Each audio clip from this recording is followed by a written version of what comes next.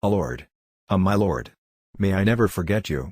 Shri Hari duty of employees and company leaders Twameva Mata Chapita Twameva Bandhasha Sakha Twameva Vidya Dravanam Twameva Sarvam Mama Deva Swami Ramsukhdasji a Lord. My Lord. May I never forget you. Duty of employees and company leaders Question, when and why are workers, unions formed?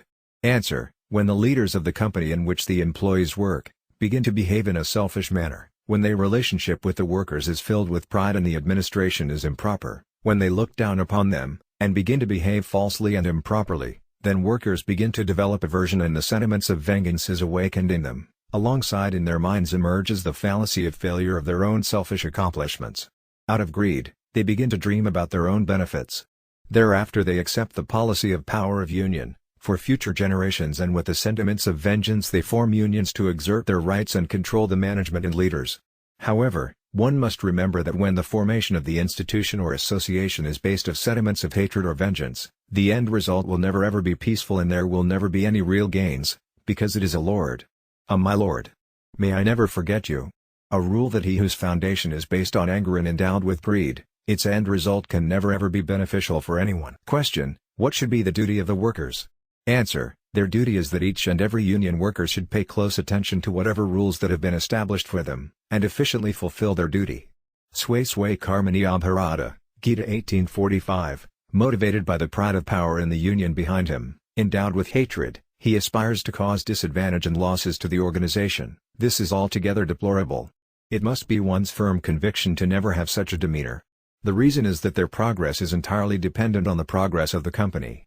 If any of our co-workers have any faults, then understand it to be our eternal duty to try to remove it.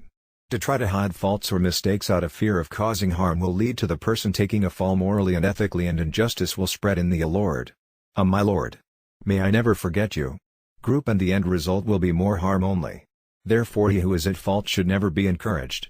Those who desire material progress must have a determinate aim as to how to see towards the fair material progress of all the people that are working in that organization. Keep this in the forefront and then act. Those who only have the desire of individual and personal material progress, they cannot have a permanent and pleasing material prosperity.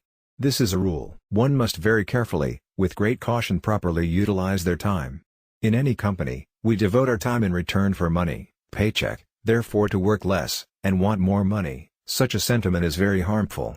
However much we are getting paid, we must work much more than that, by which our earnings will be purified, and eating the food purchased from money that is earned justly, our intellect will be purified. By this increasingly both worldly and spiritual progress will take place.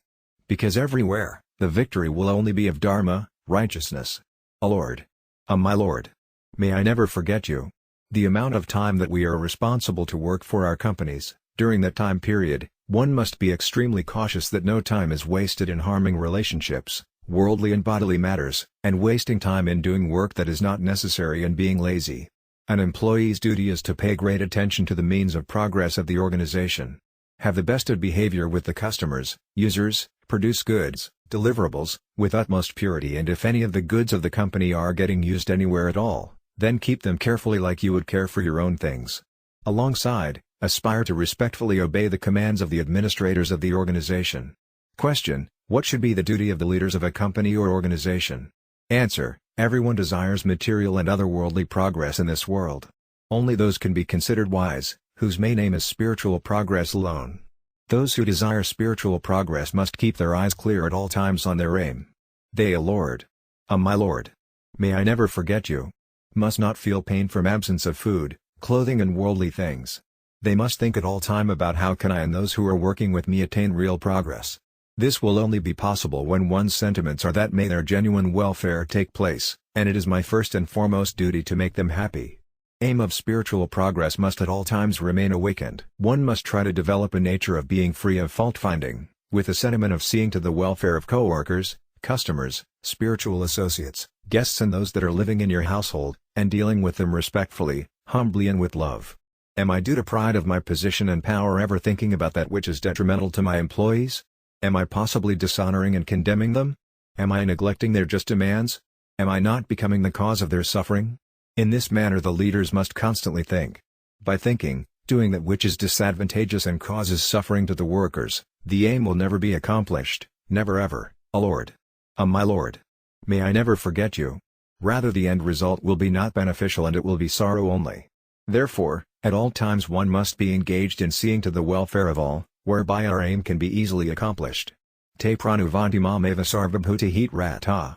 Gita 12/4. If some employee/worker makes a mistake, then he should not be insulted in front of others.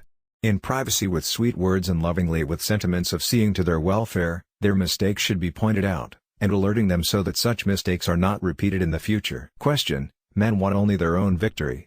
What is the path to true victory? Answer: the real nature of victory is occupying another's heart. Gaining victory by using power and strength and suppressing the other is not true victory, rather it is defeat. The reason is that the one who is defeated, his anger is suppressed in his heart, and at the opportune time it will take on a deadly form and in the future becomes capable of defeating those who have been victorious over him. Therefore one must never ever have the sentiment in a Lord. My Lord. May I never forget you. Their mind of causing harm to anyone, by regarding them to be weak. Lord Sri Ram said to Angad, Kajahu Martasa hit hoi ripu sankarahu batakahi soi. Real victory is that alone where the beloved is God and one fulfills their dharma. Because God is almighty and the fruit of dharma is stable. Therefore taking the support of God and conducting oneself according to dharma, guiding principles, one can be victorious and one can also attain both material and otherworldly prosperity.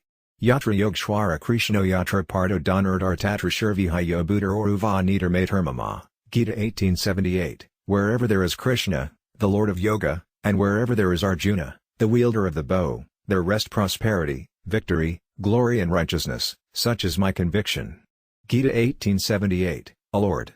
My Lord. May I never forget you. Where money is your desirable one, isht, and the means to attain it are lying and cheating, their sins, sorrow, friction, injustice and harmfulness will persist, which will lead to defeat only. Those who wish for real victory must do only that work which will lead to their own and others' immediate and consequential welfare. In this the long-term consequences over immediate is foremost and others' welfare over one's own is foremost. In any organization wherever there are more individuals that sacrifice their own self-interest, that are truthful and honest, that are bound by their duty and see towards others' welfare, that have quality workmanship and that are prompt in performing their duty, in that company there will be spontaneously success, justice and victory. To increase one's figures, profit, revenues, is not the main measure of one's real victory, but however many employees that are there, may they all be of excellent conduct and behavior, by this itself there can be victory. Just as the Pandavas were in small numbers but they gained victory over the Kauravas that were in significantly large numbers. O Lord. My Lord. May I never forget you. Shandanki Shutaki Bali, Gadi Balu Nakat Buddhavana Kahi Balu, Morat Balanasath Narayana. Narayana. Narayana. From Jivan Upyogi Kalyan Margan Hindi by Swami Ramsukhdasji.